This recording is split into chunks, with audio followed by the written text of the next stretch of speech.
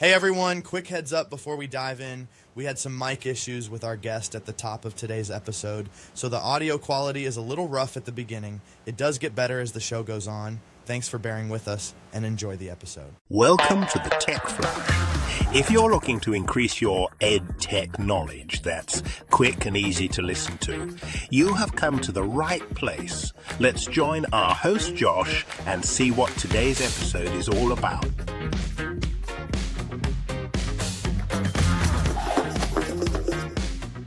Hello and welcome to the Tech Flash. Listen, today is just an incredible show. We've talked about we're using this new program. So I've got all my friends here today. We've got episode number 78. And so I am excited. It's kind of weird again to talk to the camera. I've got people in the house. We've got cameras set up. I feel like big leagues, but we're having all kinds of issues today. So it's been really fun because then I see people on the screen and you can't see them yet. You can hear them. Again, like we're in a whole new world of like, you can watch the show and be scared of our faces, or you can just listen to it and be okay with that. So let's go. We'll go ahead and start. We got this. So our show today, we're going to do a little Edtech madness. We're going to share some tips, tricks. A lot of the people in the room are not prepared. Some of us are prepared more than others. And so I am excited to get diving in. So listen, we're going to start with the highlight of the whole show. It's just another complete honor to have him on the show again. But we're going to go ahead and introduce the world famous Scott Webb. How's it going, Scott? Thanks, Josh. I appreciate the opportunity to be on your program once again. What a great day. Anytime I get to be on the Tech Plus, it just elates me to no end. So happy to be here. Yeah, since TCA, people are just wanting you on the show. So I'm making more of an effort to have you here. So thank you for being here. And then we're going to go to Pam. How's it going, Pam? Hey, it's going great. Thanks for having me. Excited for you to be here. And then we got Shelly. Shelly's in the house. How's it going, Shelly? There we go. Awesome. And then we've got Colby Burris. Remember, you can follow him on XLC Burris on all the social medias. How's it going, Colby? Hey, I am so excited to be here. You know what I love about this is I really feel like the Brady Bunch. Like I want to look over here and like I'm looking at Scott, then I'm looking over here. And yeah. I'm looking at Shelly. I'm looking down here at you. So I'm just so excited to be on the Brady Bunch. I know. And it's kind of fun, too, because like most of, you and Scott are in your offices. You're doing that. And then we've got some people in the house. And so then I'm like turning and looking and I feel like a little crazy because I can see myself doing that. And it's a different vibe. So, all right. Well, listen, let's get diving in. I'm ready to talk some content. So here we go. So first and foremost, we're going to talk about a tip or a trick that you want to share. Now, remember, this is kind of towards the end of the school year. So keep that kind of mind frame as we start talking about things. So when we think about the year as a whole, I love seeing y'all's faces when I start asking these questions. It's awesome. And so think about something as a whole that you've learned this year, maybe a good tip, trick, maybe something a teacher in your building has shared. And we'll just kind of go around and kind of share those. So we're going to start with Shelly first. So Shelly, what's a big tip or kind of trick that you've learned throughout the year that's been really impactful? Yeah, I love that. It's always fun to have those kids do something and you see that spark that comes about it. So let's go to our next little tip or trick. Colby, what you got for us today? Set up with one certain color combination. The next printer set up with another color combination. The next is with the next combination. So kids put their name at the top, put what color combination they're wanting. And then as a teacher, when you get all those files, you would put all of your blue and whites together, and you can usually put 3 or 4 prints onto a single plate, then hit print. So now you're saving a lot of time with, if you 3D print, it takes a while for it to warm up, for it to do the terminology.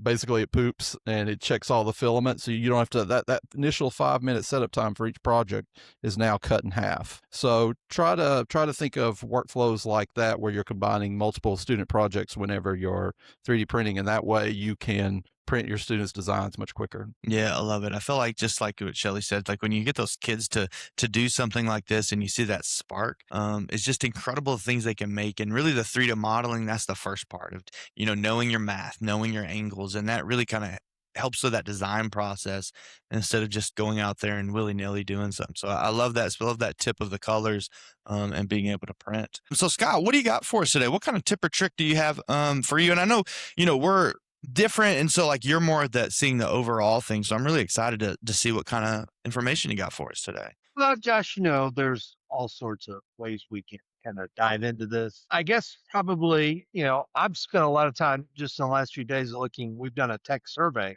kind of seeing what's really been popular with our people. And the two platforms that have been kind of widely used or kind of really have taken hold are Canva and ChatGPT/AI, a kind of AI product. So those are the two most popular products, are tech tools that we're seeing used in our schools. Obviously, I can't say enough about how fabulous Canva is and how incredible it continues to be in terms of the amount of things they've added to the platform over the course of the last 2 or 3 years. Is just makes it my go-to graphic, almost anything kind of platform, where if I'm needing something, from a picture perspective or from a background or from a social media graphic or any of that, but it has so many more tools than just that. So I think that the use and usability of Canva has really improved, and that would, to me, be one of my favorite. And obviously, AI, not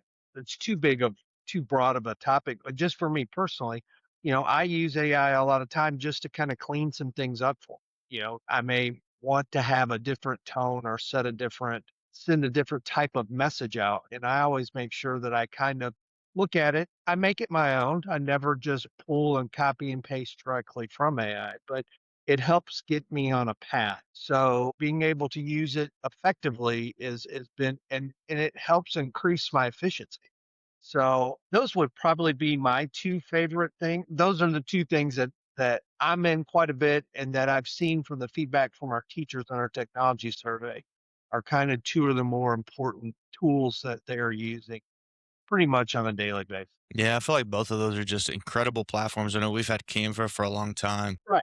It's not like we're talking about state of the art, cutting edge, just been out there. These are tools that have been around, but we're starting to see the impact of these tools, with the things we've done inside of Canva, like branding kits and things like that, have really increased the amount of use we're seeing in the platform. I think it's been about 3 years now that we transitioned to becoming a Canva district, and it has really taken hold. Outside of Google itself, I think Canva has really been one of the more impactful things that we've introduced to the district over the course of the last several years. Yeah, I feel like we're always learning a new trick or a new tip or something that comes with it, with the updates and everything. It's just And the cool thing incredible. about this is they listen. They listen to feedback because they're constantly adding.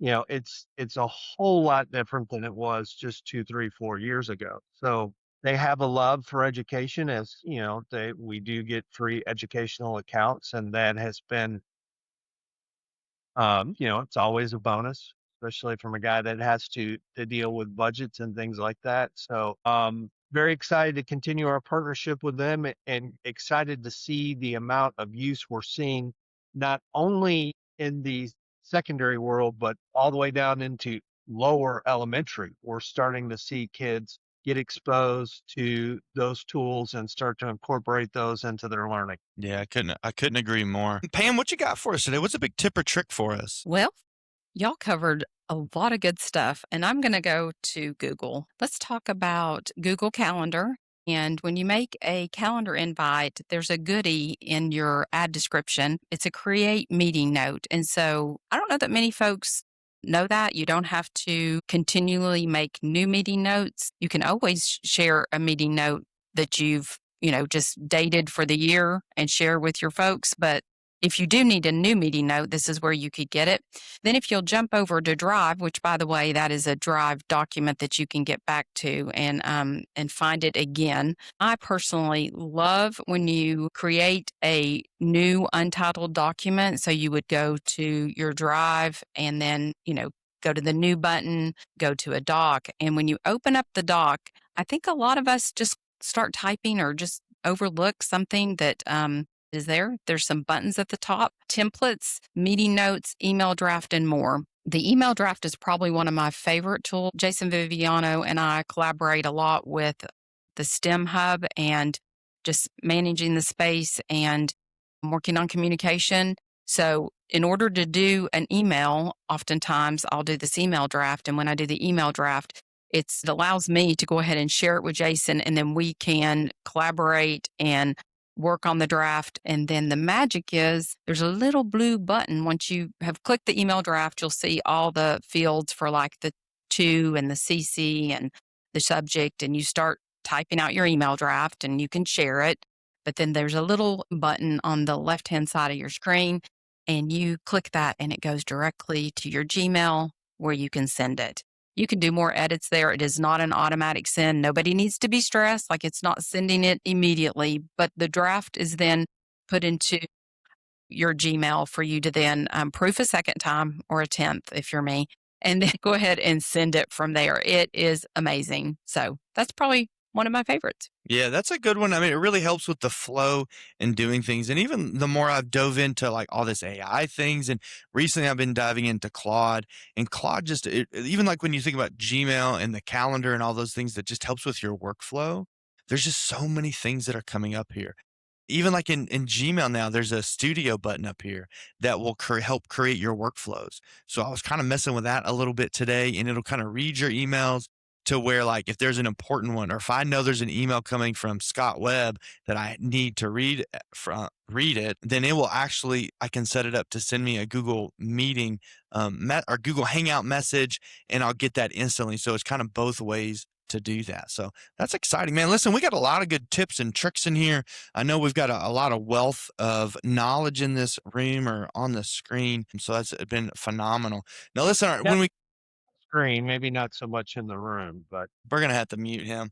Now listen, so let's keep going down this track of the best things, these tips and tricks, right? Now I know we all went to TCA, and I know I've talked a lot about there's so many programs out there, right? There's so many things that may do the same thing, they may look and feel different, but we're all attracted to something different within those programs. So I'd love to know what y'all think about maybe your favorite go-to program. Right? Whether your favorite go-to is ChatGPT for a lot of things, whether it's going to a site like School AI, maybe it's Gemini. I know I'm giving out some good content, but like, what is like a program, like maybe a daily basis program, or just a program that you really like to talk with teachers about? And then I'll let whoever wants to go first this time. Well, I'm going to jump in because I am going to go back to Google. I seem to live a lot in the Google world. I still think Google Sites has such a great platform for creating those, just a one-stop shop for our littles. We do sites for like technology links. We do interdepartmental sites. We can do any number of site that you can think of. You can build it, and your sharing capabilities can either be opened or closed. So I especially love Google Sites. So I've been loving like in spreadsheets and using Autocrat, Chrome extension, where you just, or the add-on where you can mail merge, and fought through that yesterday. I don't use it a lot, but whenever I do, I think this is so dynamic. This saves me so much time. So big fan of Autocrat and Google Sites. Yeah, those are some good ones that have been there for a while, and just continuing to build on those and be more creative. I feel like sometimes with Google Sites or even the Autocrat format, sometimes we don't always think of the workflows for that, but sometimes those ideas spark, and we can really do some incredible things that support not just administrators, but support teachers, and really just our normal daily workflow. Can really create a lot with that. Shelly, what is your big program you got going on? I think I have a guess, but we'll see if I'm right or wrong. Yeah, I think that's just phenomenal. Colby, what do you got for us today? And there's literally hundreds of apps that you can connect to Canva and allow you to do other things, kind of like your phone. Your phone comes with certain things that it can do, but you go to the App Store, you can add other functions to it. Same thing with Canva. On the base level, Canva can do a lot of things, but you go to the apps and you can connect other things. One of the seems like recently I've given out this tip about 5 times since the last 3 weeks. Colby, to piggyback on that, the support I was doing was for some teachers or guidance counselors that were working on TCAP, and they wanted teachers' names to be on all these TCAP forms. I did use Canva. I did the bulk create, but then Autocrat also was needed. You just have to discern what's best, but I can't say enough about either one of those platforms. I also use that bulk create, and with certificates or anything you're trying to get mass produced, it is dynamite. I love it. Did we lose Josh for a second? So the fun thing about this video part, I know we're going to have some of the listeners that continue to listen to the audio, but then when you get the video part, sometimes we forget what really happens behind the scenes, right? So Shelly's got her computer set up. We're doing something new, and her mic was just, I can hear, we'll see what the end result looks like. But then I'm looking at the mic, nothing's working. I go down the mixer and the microphone was turned down. And that was just bad insight on mine. So we'll see how it works. Shelly, go ahead and say something for us. Josh, you're just so wonderful. Yes, that works. See? And I think that's the fun thing about, at least when I view this show, I like for people to see me struggle. I like to see the progression of the show. And I always go back to that first episode that Colby helped me put all the together, the XLR mics and all the things.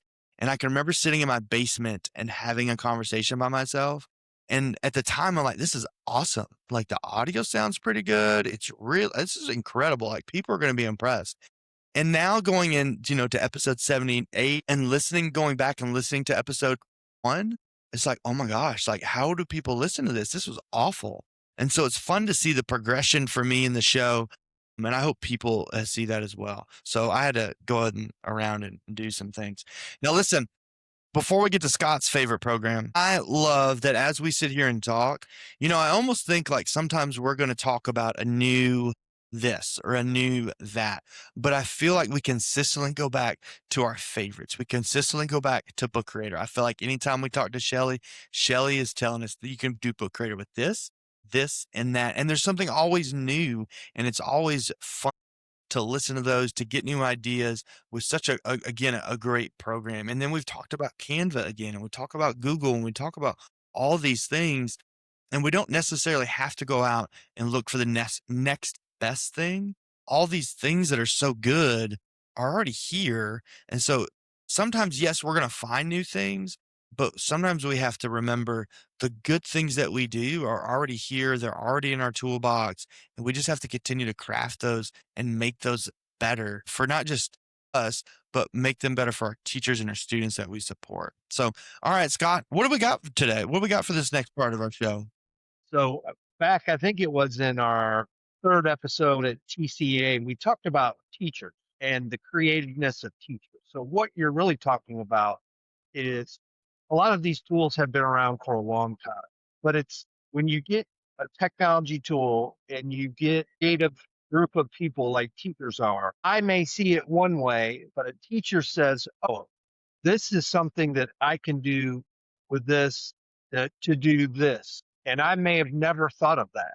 And to me, that's what the great thing about technology. A lot of these tools, while they're all great and they all have purpose, it's taking what it can do and looking at it a different way and incorporating it into what you're doing on a daily life. Like all these things, like, for example, I think one of the coolest things I've seen recently was something that Josh did for me.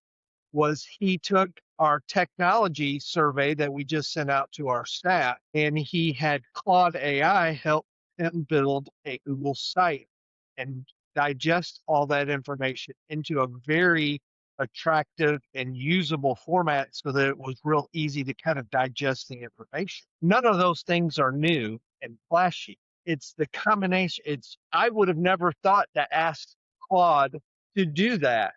And by incorporating all those tools, that helps produce something that's useful for us. So now when we sit down together as a group and kind of review the survey, it's instead of going through, and not that Google Forms is not great. It is great. It was used to collect all the information. But now we have this website that we go to that has all the data kind of broke out for us by questions and by responses and all sorts of stuff. And it will be impactful for us, but that's using it a whole new way. And to me, that's what the great thing about technology is. It's not that you need the next cool thing. It's getting people to understand what the abilities of the platform are, and then turning their creativity loose to look at it in a different way and use it in ways that I never would have thought of. I learn more from this group than I would ever learn from looking at a something online or doing like that because I see what these people do on a daily basis, what our group does, what our innovation specialists do. And I see them use things in a way that I never would have thought of. And that's the beauty of what we do on a daily basis and working in technology is that we can take these tools that can do X, Y, and Z, but if we tweak it and look at it a little different, it can do A, B, and C as well. And that's the impact we're hoping want to have with technology. Introduce them to is sprinkle in that creativity that happens on a daily basis in education, and then we get great results and get great art. Ultimately, all this is about whether it's the teacher, student, staff, whoever, about learning how to implement these tools that will impact learning in our schools. Yeah, I You know, think you kind hit the go ahead. Yeah, I think like with both of you, I think the possibilities are really endless. I feel like things that would have took us hours to create couple years ago can happen really fast. I've had a lot of experiences just this week and between this survey, helping a principal create this Google Sheet with announcements and using some fancy formulas that only show the day of the announcements and just doing things like that. Like, we could YouTube videos, we can find all these things. And again, it takes so long, but to think, hey, maybe I should ask AI, maybe I should ask Claude, Gemini. You've got all these things that have extensions now. They can see your screen. Oh, it's kind of creepy. You talked about Colby. It's kind of odd because even like as I created things with Claude for this technology survey, Claude is asking me, hey, listen, can I control your desktop? I need access to this on your computer. I need access to this. And I'm like, okay, let's do it. And then I try to take some videos to send to y'all. And it's like, it's such a long process for it to work. But at the same time, now I can leave it, walk away and come back and it's done. And I think it really is going to change that workflow for a lot of things that we do. So just again, like the sky is the limit. I think new people are going to continue to come up with new ideas, new pathways, and it's just going to be unreal in how we do things. Right. And with any of these things, it's going to be about boundaries and making sure that the goal is to help improve and make us more efficient, not to eliminate and remove us from the equation. So I still think, we're very early in the AI boom. And just like when you were a kid and you got a new toy, I can remember, and I would just throw myself into it, just try to be as played with those things as long and hard as I could. But eventually you start to find I can't spend all my time doing that. I want to go outside and ride my bike. I want to go do this. I want to do that. So it's about creating some balance. And we are in that early stage where we want, let's see what all it can do. But at some point, we'll realize we want to make sure that you're not eliminating the person from the workflow. And that is still a step that I think we're still navigating through and still trying to find the right balance. But just like I say all the time, technology is just a tool. It's just one part of the equation. And we want to make sure that it doesn't become so I always want to lay that caveat out there because there is starting to be not a technology pushback, but a pausing. Hey, is this exactly the direction we need to go? And as we continue to learn and make adjustments, we'll figure that out. We figured it out on the computer. Computers, they were going to be the next big bad evil. We realize no, there's still a human element that needs to be involved in that. AI is going to be the same way. It's taking all of that into account and making sure that there's balance between all these things and that we are providing, for us, our goal is always to make sure that we're providing the best educational possible for our students. And it's all of that plays a role in making sure that we accomplish that goal. I love creating things and spending time to create pictures and drawings and videos and all this stuff. And then there's a little part in me that I'm proud of a teacher when they say, hey, look at this awesome design I made. I made it with AI and it looks great. But then there's a little part of me that's like, right. And I think Kobe, that's across the board too, because, for example, we've had an issue with some use of AI and some student testing.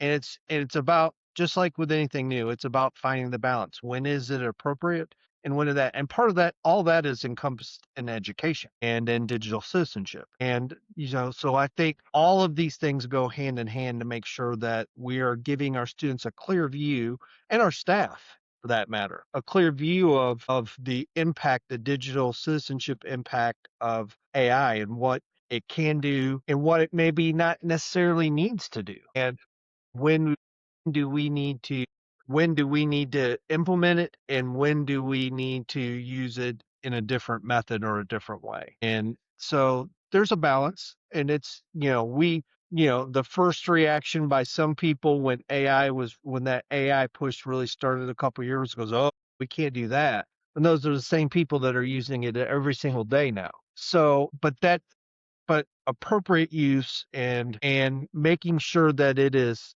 supplementing education and learning and not trying to replace or drive the learning. It's a tool, just like the computer, just like a panel in the room, just like anything else. It's a tool. It's that's a it's a balance that we're still going, and I'm not going to say like 6 months from now we're going to have the balance figured out. We're not, because it's just going to take some time and adjustment, and we've got to be able to allow mistakes. Okay, we've tried to, for example, in the example I used earlier, we tried to allow some students some access to some things, and then it proved that maybe that they were not quite ready for that, so we had to, take some of that access away. So it's there's going to be a constant balancing of how all that works, but we have to keep all of that in mind and make sure that we're thoughtfully looking at it, because to say no is eliminating access to tools and things that can be really beneficial, but we also don't want to stray too far where that's becoming the driving force of what is actually learned. We still want to see students be able to express their learning, and AI can help and support that, but ultimately it's their learning. So we want to make sure that stays at the forefront. Yeah, I feel like we're just in a weird spot in education. There's all these great tools out there, but we're still trying to figure out how to use them appropriately and really how we're going to use those with our kids. Like recently, I had a conversation with Casey Chambers from School AI. And so, you know what School AI did? They had all these spaces and, these like front facing chatbots. And some of the conversation we had was, well, we're not really going to push all our kids to where they're just going to sit in front of a computer and they're going to learn this information. I feel like a lot of these tools out here are going to be, if we're doing station teaching, maybe we're going to have a station where, yes, they're talking to a front facing chatbot, but then they're going to come swirling back around and they're going to talk to the teacher, and we're going to continue to progress their learning. We're going to adjust. We're going to differentiate for them in person, but it's finding that balance again, like you said, Yeah. of what tools that are there and how's that going to look, and still keeping them safe while we use them, but how we're going to continue to grow them for this new world. Because that's really our job, is to grow them so when they do graduate from high school, that they have some of these skills to be able to work in the workforce, to do the things and be successful. Right. And you got to remember too that the speed in which technology escalates now is faster than ever. In the past, things happen at a little slower time increment. That doesn't happen anymore. Things are exponentially faster, and their ramp up in their use. So there'll be times, and I think we're kind of in that area now, or at least in the beginning stages of that area, where we're starting to take a pause and evaluate things. But that's a good thing, because just like with anything else, we're going to evaluate what's going on, re-implement, evaluate, re-implement, and those we need to. There's necessary, not obstacles is not the right word, but there's necessary pauses in those events that we need to evaluate. Then we go a little further, then we'll evaluate again when we get to a point where we just don't ever want to get to a point where we eliminate reviewing and looking and seeing how it's impacting learning. So as long as we always keep that focus, so that's why I always am constantly bringing up How is it impacting learning? How is it impacting students? How is it impacting teachers and their learning? As long as we keep that embedded in what we're trying to do and keep that as our focus, then all these things can help supplement those things and help supplement the learning. But there always has to be that evaluation process as we progress further down the line. Yeah, and I think about this evaluation process, and I think about people that's been in this spot for a long time, supporting teachers, finding new tip tools, talking about the good things. And I think about Shelly. I think Shelly, you've been in this role for Kelly, did he just call you old? no, I didn't. You just been in this role for a long time, and I feel like to a point, like you've seen these trends, right? You've seen things that have like, hey, this is the next best thing, and then it either fails or we continue to adopt that and continue to go on. So I just kind of want to hear your input, whether it's just, your time in this spot, in this as an instructional technology coach or innovation specialist. I'm sorry, Scott, innovation specialist, but kind of like, how do you see those trends working? Because I know we've talked about trends with AI, but just as a whole in education, in technology, and this position you've been in, like, how do you see those trends kind of to working to where we are now? I think the neatest part or the most challenging part is because our job is all forever changing. And that thing is becoming a lifelong learner is always more part of it too, is because we got to keep challenging teachers, but also staying up on top of what's going on. So one of the things that was interesting in 2007 is when I started this position, and the fact that we were moving desktop computers and we were trying to get things to how do we get this and how do we get teachers to use the technology? And now it's like, okay, for example, the panels, when we brought in Promethean panels, it was like, oh dear God, you expect us to use this? We can't use this. This is never going to work. And now it's like, dear God, my panel's not working. I can't teach. So we've come a long way in just those simple things. Yeah. But I remember sitting at TCA thinking about some of the things and listening to different people talking and going back to what the vision back when, Alicia Crawley and Cindy Ray and all that were the first tech coaches. It was like what their vision and all the things that we envision are coming to pass. It's taken such a long time to get the buy-in, so to speak. But now it's like it's moving so quickly and trying to stay on top of it or even get it ahead of it. There's no getting ahead of it. And listening to teachers now is like, for example, is like I got stopped in the hallway yesterday. Hey, I'm missing some self-selection. What can I do? Hey, wait a minute. Someone just told me about Canva and you can do this, this, and this. And can I'm like, yes. Oh, did you know that I could? I'm like, yes. And seeing the teachers excited about using those things inside their class, they're no longer afraid of the technology. Of course, our kids are really not afraid of technology. They're on top of it and they're teaching our teachers. But it's nice to see the buy-in now and to see the excitement of what other tool can I use for this? Or can you come help me with this PBL and show the kids how that they can do X, Y, and Z? But it's also that part of bringing in more of the STEM stuff with the technology so that they can see it's not just about making it on technology, but it's also that hands-on application of building with their hands, making with their hands, and seeing how technology can help you create the vision or create the picture. But in the end, it's still going to take some grunt and some grit and some work to it to make it exactly what needs to be for our day and time. So it's exciting to see where we've come, but also knowing all those challenges we faced back in 2007 when we started this. The challenges are still there because it's that part of creating lifelong learners and keeping it, for myself, staying on top of things to make it to where I haven't arrived. And I think that's one thing is telling teachers all the time too is we just got to keep on learning. Yeah. And then back to what you said earlier, it's a process. It's never that we arrive. It's never perfection, but we keep trying to do things and make it more engaging and we make it better for the kids and making sure that they have what they need, the tools they need to work in the jobs that we don't even know what they're going to be. Everything's changing so much. And really, when you talked about a process and thinking about like teachers getting these new panels and like, how am I going to use this and like desktop computers, I almost feel like, when we go back to that time period, a lot of these programs that were out there, and y'all correct me if I'm wrong, but like a lot of these programs maybe weren't free. A lot of these programs you had to pay for something. And so the programs that we used inside of our schools were maybe very limited. And then we had to be more creative with other ways of using technology. And now we're at to a point now that there's so many things out there for us to use. You've got all these programs that, yes, you can pay for them, but they give you a lot of options that are free that you can still use. And so it's almost like we've gone from how am I going to use one piece of technology with my students for learning to now I've got all of these options. And it's just a different mindset. It's a unique, I never thought about it that way until you said that, Shelley. It's just a very unique thing to think. I can remember, when I was at old Walker Valley High School with old Coach Webb, and we had to go, when we had computer time, we had to go to the end of the hallways because that was their only place where you could get on a computer.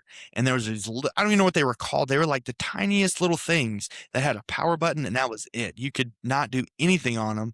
But we've gone from that to now every kid in the school system has a device that they can use and be successful with things. And it's just that shift of basic technology to all the things out there. It's just, I don't know, it is kind of, it's exciting to see it, but at the same time, it's kind of interesting to see where we're going to land and how we're going to continue to grow those things. I think it's just it's just a fun thought that I just have. I like it when you have fun thoughts. It's fun. I like it. And I feel like sometimes, and I say this all the time, that when we have these conversations as a group and we can stay focused and we don't rabbit trail on so many things, I think we really can come up with some great ideas, and we really have those very thought-provoking things that happen. Because I know, at least for me, like when I talk on the show by myself, I've said this a ton, like things connect and I think about things differently. Or when you really focus on who's speaking and you just stay locked in, I think new ideas kind of come from that. And I think that's a fun part of this podcasting world that I've really dove into to do this. So, but listen, I know we've got things to do today. I've got to get to one more session for our little show today. So we've talked about tips and tricks. We've talked about our favorite programs. But I want to talk about a program that maybe you're excited about, a program that that's out there. You've dove into it a little bit, but you really want to see how it can impact. You really want to know some more about it. So what do we have out there? What kind of new things are coming out that maybe our listeners need to go check out? And we're going to start with Pam first. Pam, what do you got for us today? Thanks, Josh. You're going to have to edit this. You're welcome. There's no editing. This is all live. Well, you said new program, and that threw me. So I'm thinking, and maybe it's not a new program. It's not a maybe new it's program. a program that's been out for 6 months. I don't know, just new. Yeah. So School AI is not new. And you and I worked with Ocoee Middle talking through how we could create a space to support writing. And that was just, I think, awesome. That there's a program that would allow us to create a bot that then could allow student interaction. We're giving it state standards. We're giving it documents and all the things that the writing teacher has, exemplars, all the things. And then that bot is able to respond and give support. And I taught writing in 5th grade, so I'm always thinking of how much time I spent. At the time, it was like a club chair in the corner, and I would just sit there for hours, and my red pen, I would just mark on these papers, and it wasn't effective. I know it wasn't, because I needed to be on a computer and have that interaction with commenting. It is a different day. You guys talk about how things are changing so fast. This is a different day. We can have a bot that supports, and then we can have teacher feedback as well. Teacher can see how the students interacted with the bot and, where they're struggling, and even give further support. So I just feel like that is pretty incredible. Yeah, they're doing some big things. We've got some cool updates coming. So that's really exciting to hear that. Colby, you want to go next? Canva bought them out about 2 years ago, and then last year they re-released Affinity as a free product. So think of it as somewhere in between what Canva is and what Photoshop and Illustrator is. It's a downloadable program for your Mac or Windows devices. There's an iPad app coming soon. It is free. It's a free program. There are some upper level functions to it, some very particular. Yeah, I love that. And I love especially when you and Scott talk about things in the studio, or we talk about Adobe products and you use all these fancy Photoshop terms that I have no idea what you're talking about. it just sounds awesome. And then when I can replicate those things that you talk about, I feel awesome, but I can never remember the fancy terms. So I try not to talk about it. I just know you can do certain things when you click certain buttons. So Sometimes I think it's you just make always fun to stuff. do that. I know, but it's fun. It's fun to do those things. But Scott, what are you looking forward to? What's something coming out? Something maybe in the pipeline as a district, or maybe Um, that you just want to find out more about? I think Colby stole a lot of my thunder. I really, coming from an AV background, I spent a lot of my time at Walker Valley, almost 20 years, 18 years at Walker Valley, kind of living in that world. And since I've transitioned out of that into this job, I kind of miss the days of being in those kind of platforms. So some of those things, especially Lightroom, is something that I would like to spend a little more time. I don't know when that time will come, but there are things out there.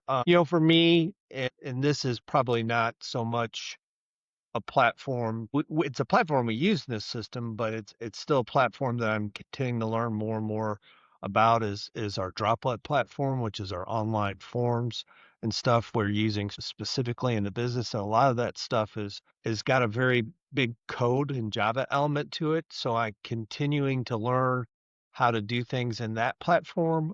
We have over, I think, 50 active forms that we're using in Droplet, and I'm the chief builder of those forms. So, finding ways to make sure those are running efficiently, trying to find, I sat in a webinar the other day, talking about, that was strictly about how to make the form restartable from any step in the workflow process.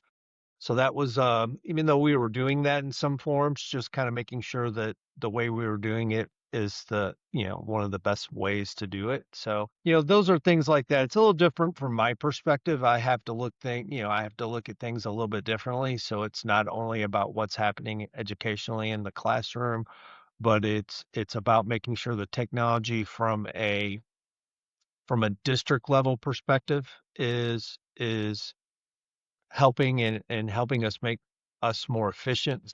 I've worked quite a bit with our human resources department, our business office, creating forms and doing some things for them to make that. We've got the online registration form that we have started up several years ago, and that we're continuing to add and build support into that. So I spend a lot of my time trying to make sure that I'm on top of those type of platforms to make sure that we are as efficient as we can be from a district perspective. So that's kind of my heart of hearts. I would love to spend more time in the AV stuff. I miss doing some of that. I get the opportunity to do some of that, especially from a graphic standpoint with billboards and things and some social media posts and things like that. But I miss those days, but I also enjoy what I'm doing. So it's always great to be able to continue to help move us forward as a district. Yeah, those are awesome. And I love, again, like hanging out with you too and like talking about these things that really have like I've had to learn, especially from the podcast standpoint and up. It's been fun to dive into that world that really didn't know existed. So that's always fun. No, that world is, what you're learning is it's awesome. It's a lot of fun, but there's a lot of being able to just do this podcast and this new platform that you're using is that there's a learning curve to all that. But that's to me, that was always the fun part of it. For example, radio broadcasts, all the radio stations here locally now are using some version of a system that we started using back in Walker Valley 10, 15 years ago. But it was researching, trying to figure out, I know we can do it. How can we do it? And then how can we make sure that we're doing it and it's a quality product? So you continue to work on that. And obviously, as technology has evolved and things have gotten a little easier, especially from a streaming perspective, that has changed, but that's the fun stuff is taking the technology and trying to use it in a way. And I think that's one thing that's great about education is it can do this, and then I can use it in my classroom to do this. And I never would have thought of that. So I think that's always one of the great things about education is that we're looking at we're looking at things and taking tools and things that are out there and incorporating it into it in maybe not the most intended way of the tool or the whatever, had intended, but it has an impact. So those are fun. So I enjoy doing all that. Yeah, it's being creative, finding new ways, like you just said. It's just it makes it really does makes it a lot. It makes it fun to do those things instead of being stagnant. All right, Shelly, what do you got for us? What are you looking forward to? What's something that's coming up in your world? A teaching perspective, one of the tools that I found that I'm beginning to dive more into is Teach-8, which kind of helps develop lesson unit plans or stuff like that, which also then once you develop that, and it also has a feature in there that also creates a live portion of it to where it develops the slides and helps even be able to interact with students. And one of the neatest things about that platform that I like is the interaction between you and the student. Nobody knows. So they can type that teacher a message, and the only one that's going to know that is that student and that teacher.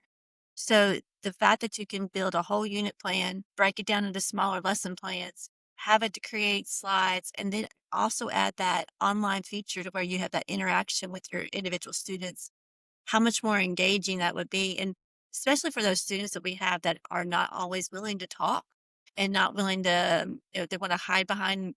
I mean, I was one of those kids that always stayed quiet in the classroom, didn't want to ask a question. But here they had that opportunity, ask a question and not feel like they have any problems of being made fun of or anything because it's a dumb question or whatever. But just that opens up another avenue. And it ties in their standards and just a time saver of just having to research part. And then I like the fact that you can tweak it and keep tweaking it. I don't like this lesson, add this one, do this to it.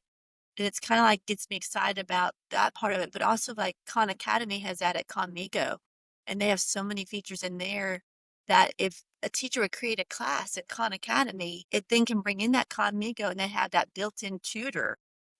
So all these new capabilities of helping kids get the tutoring and things they need. Maybe they can't afford a tutor, or maybe they can't stay after school, but now we're adding features, that can help a teacher teach better in one aspect, make the lessons more engaging, and then also provide tutoring for our kids that are struggling. And I think, when you think about tools, and we think about things like school, like I can go click a button to make a worksheet. I can click a button to do a lesson plan. But I really feel like the upcoming big thing that's coming is going to be more on the student side of it.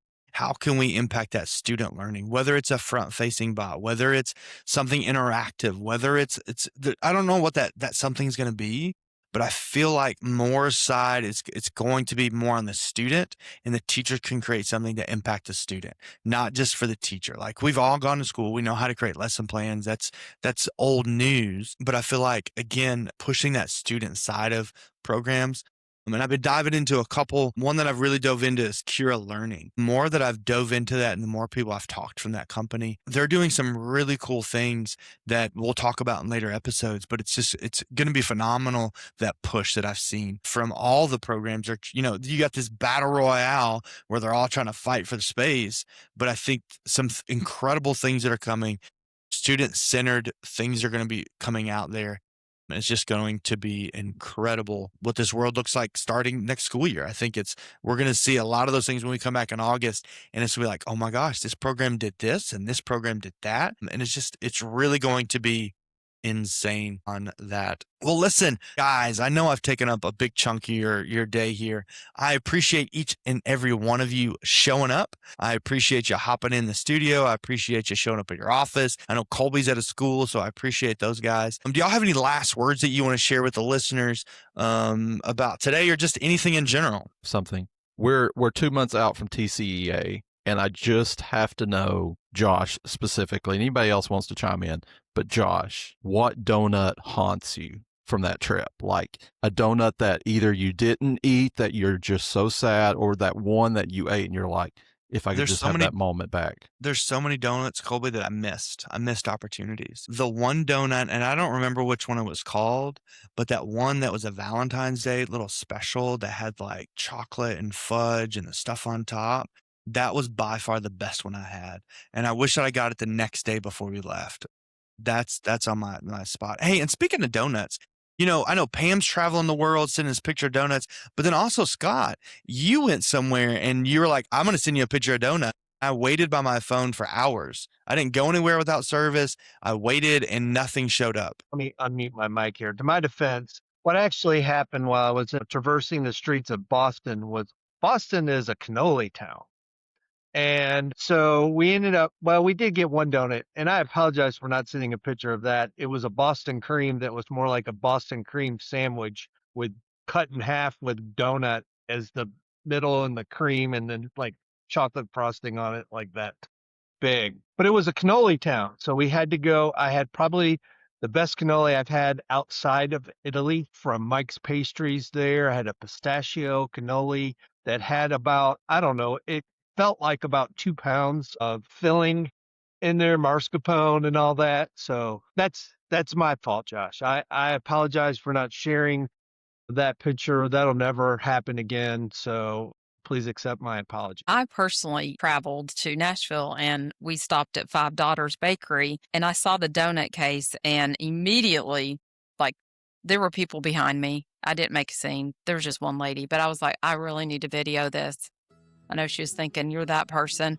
But anyway, I videoed and then everybody, got to see those delicious donuts. And then, of course, Scott has to reply, the vanilla cream, it looks amazing. But I didn't get the vanilla cream, but my sister did. And I want to tell everybody, go to Five Daughters Bakery. Just don't, you can get whatever you want, obviously, but you do not want to miss the vanilla cream. It was delicious. I would go back to Nashville just for it. So it sounds like we're going to have just an end spot of every show where we talk about food or donuts or something. I feel like the past couple of times we've all gotten together, that's what we've done. But I'll forgive you, Scott, this one time. We may just need to find a tech conference in Boston and go eat those. Fortunately, it's a big part of what we do is eat donuts. Great memories are made. So listen, before we wrap up, any other last closing thoughts? No, we're almost at the end of the school year. I know, we're almost in the school year. We got We're testing. Things are about to get wild here. Well, I have much to say, but I'm going to let you invite Jason and myself back because we have so much to share about the STEM Hub. I have a note that I was going to share a bunch of things, but we went a different direction today and so many exciting things I would love to share with your audience. Yeah, we're going to have I told Jason the other day, we're going to have you guys back on the show, talk about our STEM competition, talk about our STEM Hub, just the great things that we're doing. Well, listen, for episode number 78, I appreciate you tuning in. I appreciate you watching on the YouTube, Spotify video, like whatever you so that you listen or you want to watch us. It could be fun either way. So listen, remember, you can follow all of us on social media. You can follow the Tech Flush on bcstechnology.org. We got the website, bit.ly/Tech Flush. From there, you can go to my site that I also run, where I just kind of dump all this technology out there that you can check out.